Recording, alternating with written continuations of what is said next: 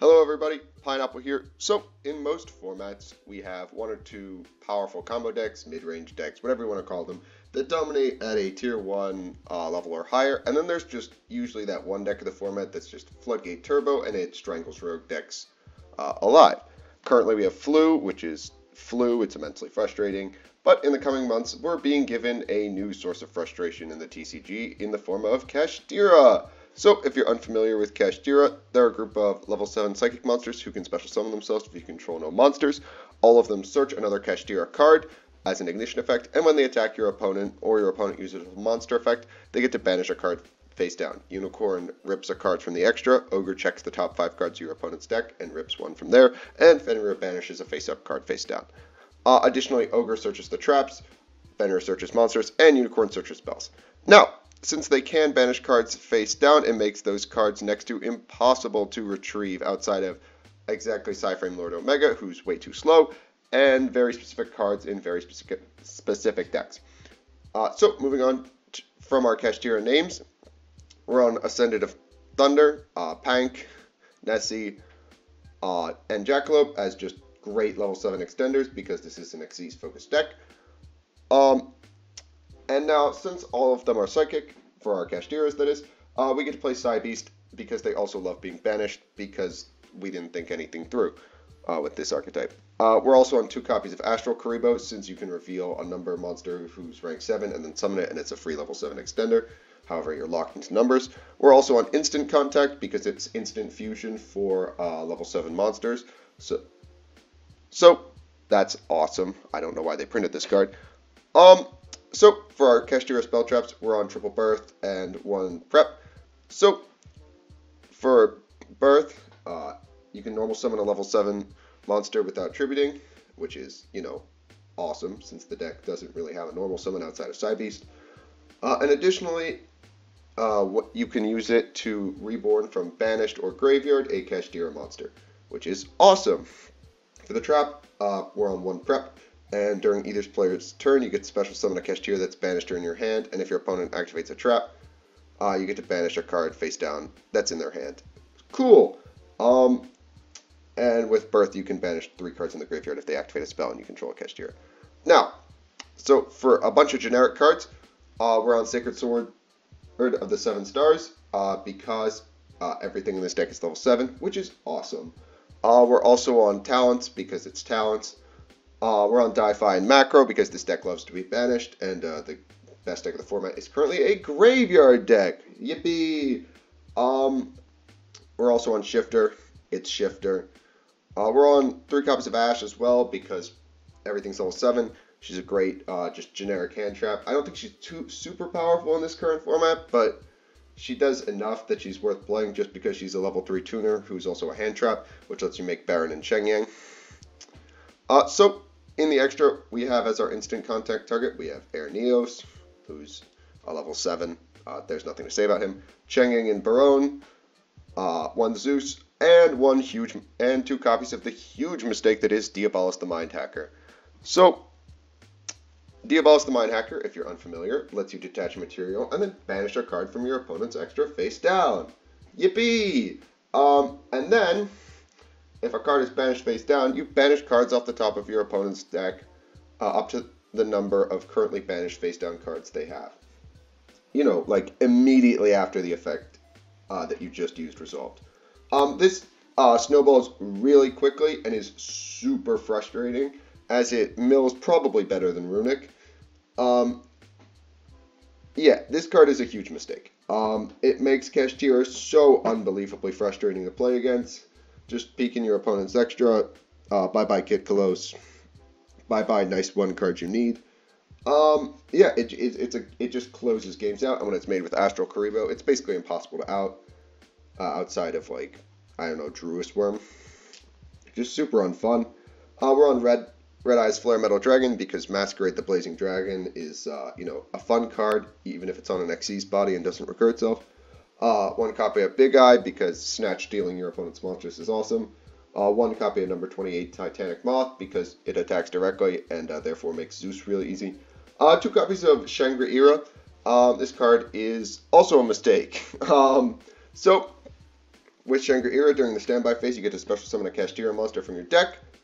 You know, just every standby phase. You know, just do it every standby phase.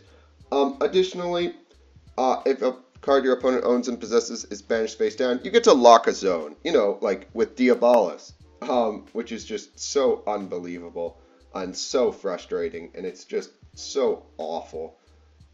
That's not even a once per turn. You can just do it as many times as you banish their cards face down. So you can theoretically blank their entire board before their turn even starts while banishing like 16 cards face down from their deck. Just so frustrating. Such an awful card. Additionally, if it would be destroyed, you know, you can just detach a material instead. So it protects itself, because why the hell not? One copy of Dark Antheon Dragon is a level 7 who reduces attack to help you get over things when you really need to. 1 access, and 1 Unicorn and Phoenix. Yeah. So with that, let's jump into the games. Some of these are from best of 3s, so keep that in mind, as I am playing some of my side deck cards, which include Lava Golem, Change of Heart, Lightning Storm, another copy of Talents, a Pointer, Evenly, and Anti-Spell. So, yeah, let's hop into these games and experience the absolute mistake that is this archetype, which is so unfun to play against. So, for our first game, I wanted to really demonstrate just how powerful Diabolus Mill is, to the extent that it can out-mill even Runic, which is just hilarious. So, we'll start with Unicorn here. With Unicorn, we'll grab Birth, and then we'll use our Sacred Sword to banish our Unicorn, and then just grab more cards. We'll find Astral Karibo and Talents off the top. We'll summon out Ascended of Thunder, reveal Diabolus, summon Karibo, make Diabolus, and then use Birth to get back our copy of Unicorn. We'll rip out a Hugin from their extra, mill a card off the top, and then we'll just let them play. They'll pop our Birth, which is really annoying for our recursion and the ability to put more cards on the board. They'll use Allure, they'll pop Unicorn, grab Hugin, and then they'll attempt to recycle, but unfortunately for them, they didn't change Hugin, so we're going to Ash that, and they're not going to get to plus anymore. I neglected to mention that Diabolus has another effect, that when it destroys a monster in battle, at the end of the battle phase, he gets to banish a card face down to trigger himself, which is just awesome. So we'll banish another Hugin from their extra, and then mill another 4 off the top of their deck. From here, they're going to find another copy of Flashing Fire, summon out Fangs, and then proceed to draw 3, but it's still not going to be enough. They'll set 2, and we'll just walk in and banish their guy face down, because we are bricking on names, because yippee! So we'll banish their guy face down, then mill 9 off the top. And at this point, they've probably realized that they can't recycle fast enough to prevent Diabolus from just removing everything from the game. Yeah, Diabolus plus Astral Karibo is just so frustrating, such an annoying card to out. Astral Karibo probably is a mistake, but we'll see. Yeah. So, for our next match, we are up against Pendulum, specifically Endymion, and we're going second. This is like game 2 or something, I forget, it's not important. But they're going to start with Souls. They'll grab Souls, normal Enchantress, activate Mastery, grab Servant, you know, typical plays. From here, they'll activate Servant, link off for IP, trigger Enchantress, grab Right. They'll use Right, grab their guys. They'll grab Griffin. From here, they'll pitch another copy of Souls. They hard drew the Draco back. I'm not sure why they didn't pitch Draco back, but that's just me. They'll summon out Griffin, and from here, they're going to see the absolute hilariousness that is Lava Golem. So we'll special Lava Golem, and then flip evenly on them. From here, we'll go Nessie, and we'll find off the top copy of Unicorn. Fortunately, we have Birth, so that... I'm not sure why I didn't normal Unicorn here. I'm actually... Oh, I can't normal because of Golem. Forgive me. We'll run out Fenrir. We'll Fenrir for Ogre. And from here, we'll make a copy of Diabolus. We'll rip Beyond the Pend out, and that's going to be the end of the game. They don't realize it yet, but it is. We'll banish their IP face down, and that'll be it. So, for our third match, we are up against Naturia Runic, which is a very frustrating and powerful deck. So they'll start with Flashing Fire. They'll grab Hugin to grab the Field Spell. From here, we're just kind of hoping they summon another guy. They'll activate the Field Spell, protect Hugin, banish 3 off the top. Trigger Fountain to draw 3. Unfortunately, we had to let that resolve, which is frustrating. The normal Keldo, unaware that I have Golem, and unfortunately for them, that's going to stop them from being able to protect their guy. We'll special summon Unicorn, grab Birth, but unfortunately we can't normal again because of Golem. But we have Astral Karibo. Unfortunately, they'll get to pop our Birth. They'll attempt to shuffle their guys back and draw, but we have Ash. We'll activate Fenrir to rip the Hugin out of the extra, and then we'll special Diabolus under Astral Karibo to protect it. We'll walk over Golem, put another guy out of their extra, and then banish 3 off the top, or 2 off the top. And then we'll banish another Hugin with our copy of Diabolus. From here, they're just going to pass back to us, and we'll draw for turn, and that's an Ash Blossom, which is fabulous. We'll rip another card out of their extra, and then banish 6 more, special Ascended of Thunder, and normal Ash Blossom in order to make Burn. From here, we're just going to get in for a bunch of damage in order to try to just put some pressure on them. They'll draw for turn, and they will proceed to Lava Golem us for some reason. I have no idea why, don't ask me. We'll draw for turn, take our 1000 off Lava Golem, switch him to attack, and get in for lethal. So, for our final match, I just wanted to demonstrate exactly how this deck just chokes the ever-living lifeblood out of rogue decks, just by simply showing how it absolutely obliterates Dark World.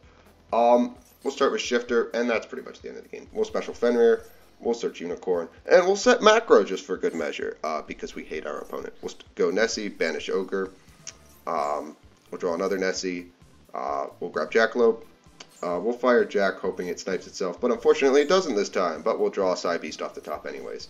We'll banish another copy of Fenrir before making Shangri-Ira. We'll pass back to our opponent, flip Macro and draw so they can't use Droplet, even though we're already under Shifter, and grab out a copy of Unicorn. We'll start with Thunderbird, and we'll trigger all of our Kashtira names to banish them. They'll hit Snow, they'll make Graph up, and we'll start locking zones. They'll walk over Fenrir, which is unfortunate, but not the end of the world. They'll pass back to us, and we've drawn our +2, which is awesome. We'll use Ogre to search the trap, and we'll grab a copy of Birth with Unicorn before using Sacred Swords to just draw 2 more. They'll use Graph to make us discard instead. We'll rip another card out of their extra, and then lock another zone. From here, we'll bring back Fenrir, use it to search, before making a copy of everyone's favorite Unicorn. And then the game will be over, because this deck is just so frustrating. I'm not looking forward to when more support comes out for this deck in Photon Hypernova. It's just so fundamentally frustrating. Just having your cards ripped out of your extra with Unicorn, Diabolus, seeing all your stuff get milled, your one-ofs get put in the banished pile face down, unretrievable. It's just, it's so bad. I can't express how frustrating this deck is and how unfun it's going to make an otherwise relatively enjoyable format. Just dead. I never thought Flu would be the lesser evil, despite the fact I hate the deck and everything that it stands for, but here we are. Yeah, if you're looking to not play Tier Element and instead want to play the best stun deck of the format, here it is. I don't know what to say. It's Kashtira. It's the Banish deck. Enjoy, guys. I hope everyone has a happy holidays. Merry Christmas to those of you who celebrate. Happy Hanukkah to those who celebrate as well. Yeah. I hope everyone has a great holiday season and a Happy New Year.